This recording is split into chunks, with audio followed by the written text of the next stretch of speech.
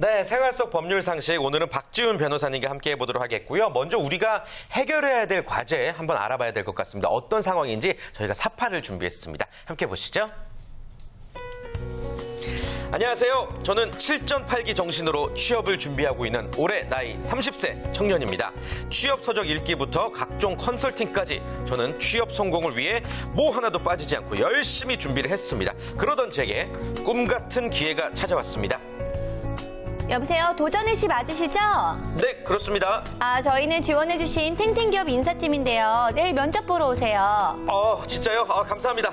감사합니다. 내일 뵙겠습니다. 그렇게 전 제가 원하던 기업에 면접을 보러 갔고요. 누구보다 열심히 임했습니다. 그러나 결과는 불합격. 탱탱기업 진짜 만만하진 않았는데 또 떨어졌다. 야, 마셔. 그렇게 저는 우울한 마음에 친구들과 위로주를 밤새도록 마셨습니다. 그리고 집에 들어와 하루 종일 숙취를 달래고 있는데 전화 한 통이 왔습니다. 여보세요? 도전의 씨 맞으시죠? 예, 그런데요. 누구세요? 저희는요, 탱탱기업에서 제공한 개인정보를 바탕으로 연락을 드렸는데요. 예? 탱탱기업이요? 네, 저희 제휴사인 탱탱기업에서 어제 날짜로 고객님의 정보를 제공받고 전화드렸습니다. 다름 아니고요. 한창 취업 준비 중이실 텐데 어학원 10%, 도서구입 5% 등이 포함된 신용카드 발급해드리겠습니다. 하면서 한동안 막 설명을 하더라고요. 아니 근데 가만 보니 제가 지원한 기업에서 제 정보를 넘긴 것 같은데 이거 개인정보 유출 아닙니까? 입사 서류에는요, 그 어디에도 개인정보 활용에 대한 얘기가 없었습니다. 불합격한 것도 짜증나는데 이거 명백한 불법 맞죠? 좀 도와주세요. 네, 이거 정말 기분 나쁠 것 같습니다. 네. 정말 말씀하셨듯이 안 그래도 떨어졌는데 여기다가 개인정보까지 유출이 됐다고 하면은 기분 나쁠 수밖에 없고요. 저 같으면 욕했어요. 그렇죠. 예.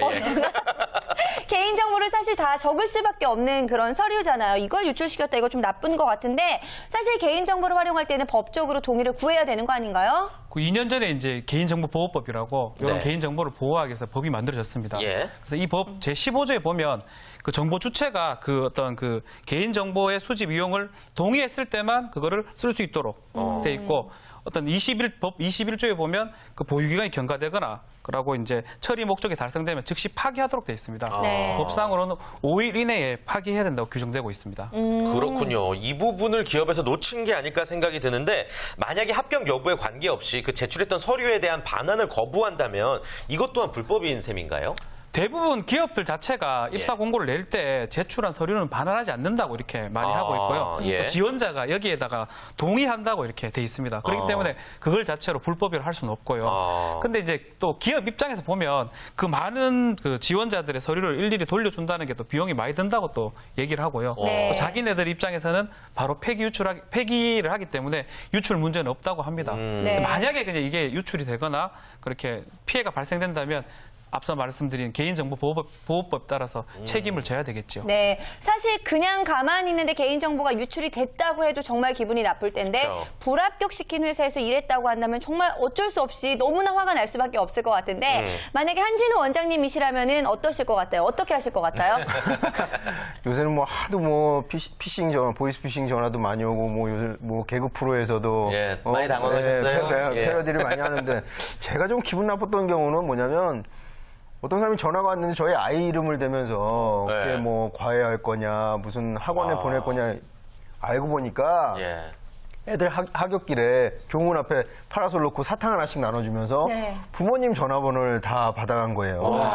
이게 어린, 그러니까 미성년인 아이들을 통해서 정보를 이렇게 예. 부적합하게 취득해가는 일이 조금 기분 나빴던 것 같아요. 네, 이거는 사실 조금 기분 나쁜 일은 아닐 것 같은데 차윤희 대표님은 어떠세요? 만약에 이런 경우가 있었다면 어떠실 것 같아요? 좀 비슷한 사례일 수도 있는데 제가 얼마 전에 있었던 일인데요. 제가 이제 강의를 하다 보면은 개인 정보를 많이 드리게 됐죠. 네. 통장, 뭐 신분증이나 이런 연락처를 하는데 어느 설문조사 업체라고 하시면서 네. 뭐 회사랑 강의를 하시는데 어떻게 하셨냐, 뭐 그 회사가 어떠냐, 이런 그 회사에 대한 어떤 질문을 하시면서 그 회사를 어떻게 강의를 하게 됐냐, 이런 질문을 하면서 기분이 좀 안 좋아지더라고요. 네. 그래서 왜 그것을 지금 물어보시죠? 어느 분이시죠? 했더니 전화를 끊으시는 거예요. 네, 그쪽 상대방을 물어보니까. 네. 그래서 뭔가 경쟁업체에서 그 회사에 대한 뭔가 정보를 캐기 위해서 또 한 거 아닌가라는 생각이 들 정도로 아, 개인정보가 이렇게 많이 유출되고 있구나 생각을 최근 했습니다. 저 역시 변호사임에도 예. 불구하고 이게 제 정보들이 많이 유출돼 있는 걸 뭐 그래서 피해도 많이 봐요. 전화가 막 오고 보이시피싱 같은 것들도 많이 오고 그게 아마 뭐 포털 사이트다 뭐 그런 데서 제가 줬던 정보가 아마 유출된 게 아닌가 소송하고 싶어요. 예. 네. 굉장히 큰 문제예요. 근데 참 예. 좋으시겠어요. 소송하고 싶으면 하시면 되잖아요. 예. 본인에게 수임을 주고 예. 직접 하기에는 조금 그렇고 한 사람 있으면 제가 도와드리겠습니다. 네, 예. 아무래도 정말 기분 나쁠 수밖에 없는 경우인 것 같은데 지금 이 사례처럼요. 동의를 한 적이 없는데 이렇게 불편함이 왔을 경우 법적으로 제재할 수 있는 방법이 있는 건가요, 변호사님? 그렇죠. 지금 아직 이 개인정보보호법이 막 이래 확산이 된 게 아니기 때문에 아직까지 네. 잘 모르고 있어요. 그리고 이제 지금 같은 경우는 이제 어떤 사례가 있냐면 어떤 회사에서 인터넷에 신발을 이제 판매하고 있었는데 이 고객의 주민번호나 뭐 직장 정보, 소득 등 그 필수 정보하고 선택 정보를 구분하지 않고 모든 것을 이렇게 포괄해 수집을 한 거예요. 네. 이것도 법에 못하도록 돼 있거든요. 어. 필수 정보하고 부가 정보를 별도로 이렇게 구분해서 수집하라고 돼 있는데 네. 이거를 이제 그 일괄적으로 수집했을 때 과태료 지금 3천만 원 부과를 받았습니다. 네. 그리고 이제 포털 사이트에서도 또 고객 정보가 유출된 사건이 있었어요. 작년에. 예, 네. 유명한 사이트인데. 빨간색 사이트. 예, 예. 잘하시네요. 예. 그 개인 정보가 이제 분실되거나 도난, 유출, 훼손되면 이게 그 개인정보보호법 29조에 따라서 안전성 확보에 따른 그 물리적 조치 이행을 안 했기 때문에 미이행 관련해서 3천만 원 과태료를 물던가 네. 또 유출됐을 때 2년 이하의 징역 또는 1천만 원의 벌금에 처하도록 돼 있습니다. 그래서 이미 처벌을 받았습니다. 네. 그렇군요. 이 부분에 있어서만큼은 정말 개인정보를 수집하는 곳에서 굉장히 조심을 해야 되는 부분이 아닐까라는 생각이 듭니다. 요즘에 뭐 취업 준비생분들, 뭐 대한민국 모든 구직자들이 일자리를 얻겠다는 이유로 자신의 개인정보를 많이 오픈해야 되는 그런 상황인데요.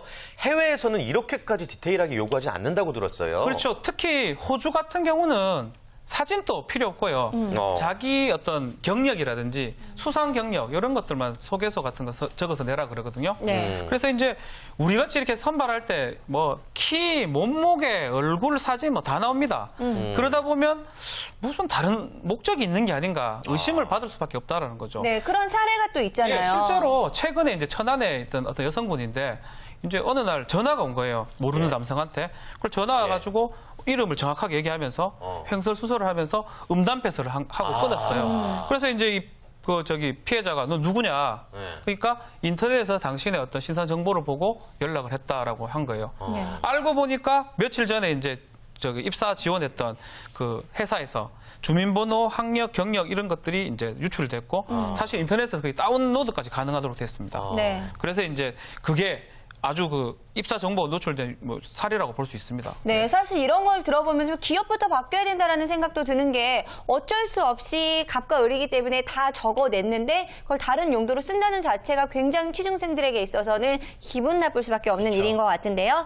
자, 그렇다면 개인정보보호법에 대해서 꼭 알아둬야 될 내용들 좀 짚어주실까요? 네, 가장 이제 개인정보보호법이 사실은 일반화가 안 되기 때문에 뭐 많은 사람들이 잘 모르고 있어요. 그리고 개인정보 관련해서는 이제 많은 법보다 이 법이 가장 제일 잘 돼 있고 가장 중요한 게 하나 제도가 있는데 뭐냐면 이제 이게 집단 분쟁 조정 제도하고 단체 소송을 할 수 있다는 거예요. 우리나라 일반 민사소송 제도에서는 단체 소송이 불가능하거든요. 그렇죠. 그냥 소송을 하는 건데 단체 소송을 하게 되면 그 다수의 개인 정보가 침해된 경우 이제 집단 분쟁 조정 제도를 할 수 있고 한 명이 신청만 하면 껴 있으면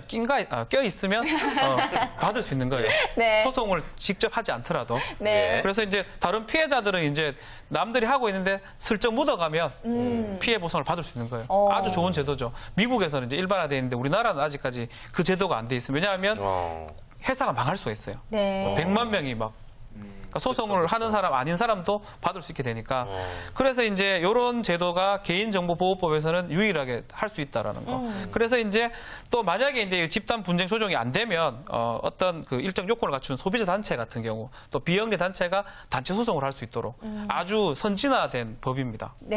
예. 써먹을 수 좋은 있는 법입니다. 네, 예. 쓸 수 있는 좋은 법이다. 예, 예. 말씀해 주셨네요. 예, 아주 좀 인간적으로 친절하게 와닿게 설명을 해주셔서 네. 쏙쏙 예, 귀에 들리는 것 같습니다. 아무튼 개인정보를 제공하는 입장이나 개인정보를 수집하는 입장이나 자신의 신체라고 생각하고 정말 소중히 다루는 자세가 중요할 것 같습니다. 다음 시간에도 알찬 법률 상식 여러분들 많은 기대 부탁드립니다.